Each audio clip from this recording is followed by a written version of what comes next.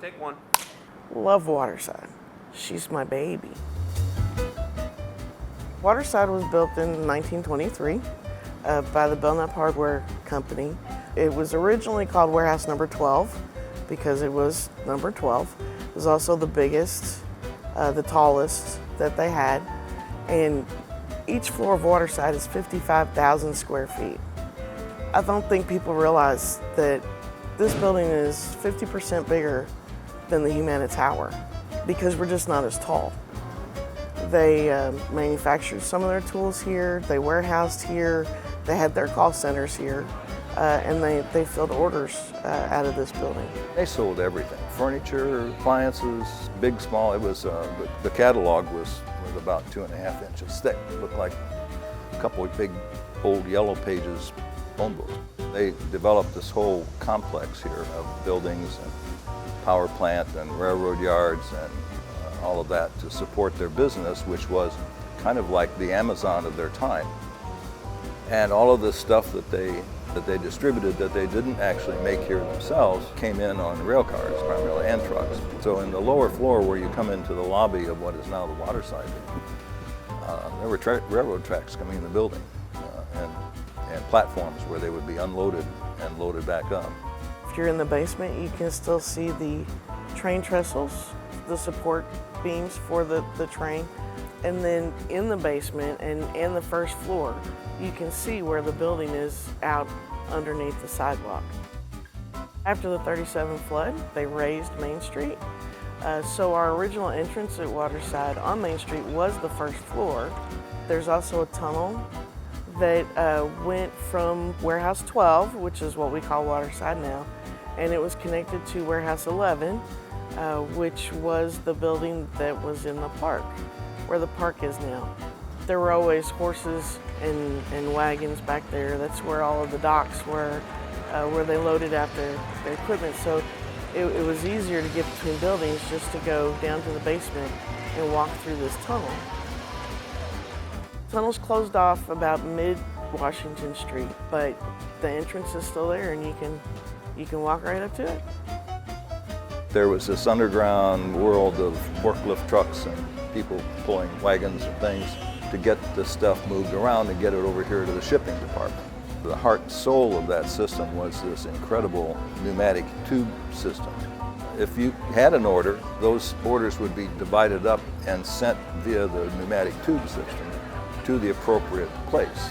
So somebody would get a pneumatic tube, boop, boop, boop, boop, dropped into his basket, and open it, and 8 ladders of this size and 2 ladders of that size. And they would put that on a wagon and take it over, or if it's something heavy, they would have a forklift or a more automated way to do it. And it was very labor intensive, but it was incredibly efficient for its time. So then if you were local, you could come and pick up your own order. There was a window called the will call window. And so you could come up to that window down in the shipping department and say, oh, hi, I'm Jim Walters. Do you have a fireplace grate for me? And they say, oh yeah, here you go. And that'll be, $12.95. So you kind of, no credit cards in those days. So, and I actually did that. That's actually a true story. I bought a fireplace grate when I first came to work for Humana in Louisville, and they had some kind of an arrangement with Belknap. They had you could order and get a Humana discount. One of my first memories about Belknap Hardware, it's really just a flashback. I was 4 years old, and it was time for my big girl furniture at home. And I can remember my parents brought me down to the showroom. I think it was on the first floor, maybe the basement even, and walking through looking at the different furniture sets. I remember every time passing this building when I was little, knowing, hey, that's where I got my bedroom suit. Another memory of Belknap was when I was in college. It was summer of probably 1986, just a temporary summer job, office work in the traffic department at Belknap Hardware, and I actually worked in the Waterside Building. Most of the building was completely warehouse, wood slats and what have you. I remember the cafeteria was on the 11th floor and they had fabulous hamburgers. But at some point it became more difficult to operate on that platform and compete with the Ace Hardware and all of those kind of big conglomerates. The independent hardware store was kind of fading away. That's when it went out of business. And so David Jones wanted to keep these buildings to make sure that they were, respected and taken care of and so forth, as opposed to demolishing them willy-nilly. Oh, I came along in 1989, and at that time, people would look at this huge building of 1 million square feet almost, on 12 floors and all these columns. What in the world would you do with something like that? And so we had the idea that it would be good for large office operations that basically utilized a lot of open space, cubicle kind of workspaces. Humana, because of its insurance operations, we're going to be needing a lot of space for that kind of those kind of purposes. So that's when the kind of marriage came about there. So this building and the clock tower building next door were developed under the kind of the direction of Humana, what they wanted to do. So trying to make it a refreshment and to kind of celebrate with some new architectural detailing in a postmodern way. This looked like kind of an impossible task, but we took that out, and that's its own story. I do want to point out how important that was to Humana buying this building, because there was a reemergence of this area.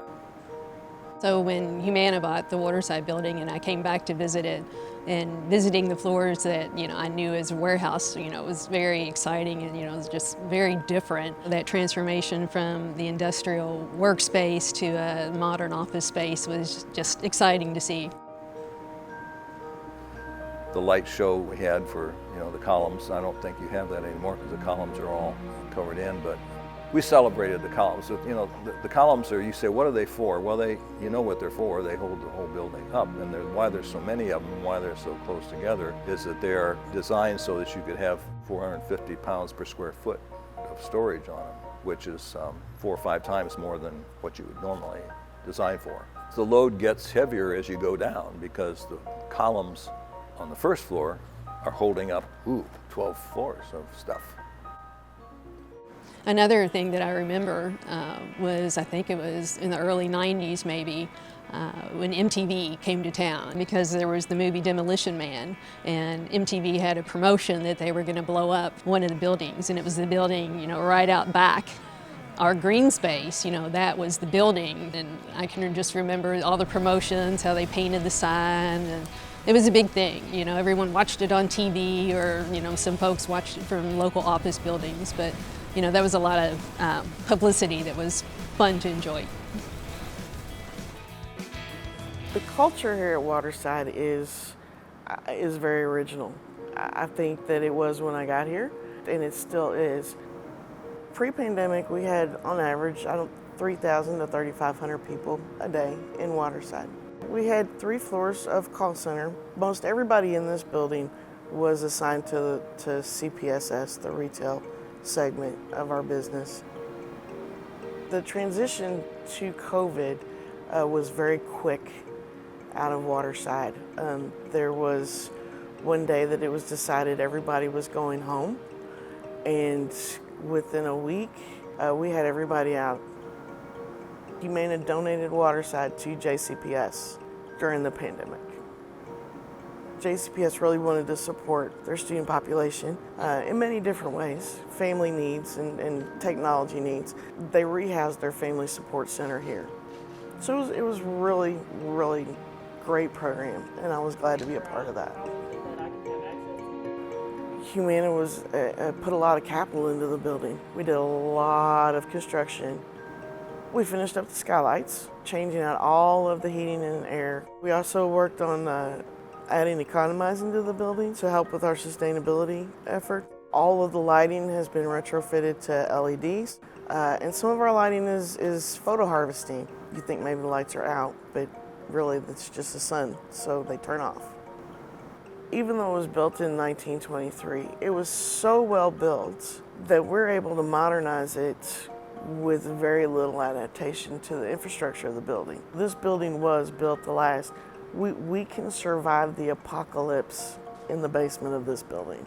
All of this, so many things downtown, the park system and so forth, were beneficiaries of the Joneses' generosity. So that's important, and I think that The Humana wants the Belknap Plaza to be a place that is even more of a useful amenity for the people that work here, because there is this interest in workplaces that aren't historically grounded to one spot, where you want to be able to take your laptop out and have a meeting with 6 or 8 people outside on a beautiful day. I see the future of Waterside, and I see a lot more shared spaces. I see a lot more cool spaces like the bridge on Waterside 1, where teams come in as a group with a purpose. That's really one of my favorite things about working at this building, is just the variety of things that you have around. I can come in the morning, grab a coffee, get breakfast. I really enjoy having the opportunity to take my wellness breaks and my health breaks and head into the gym next door. And then incredible workspaces. It's just really, a win-win.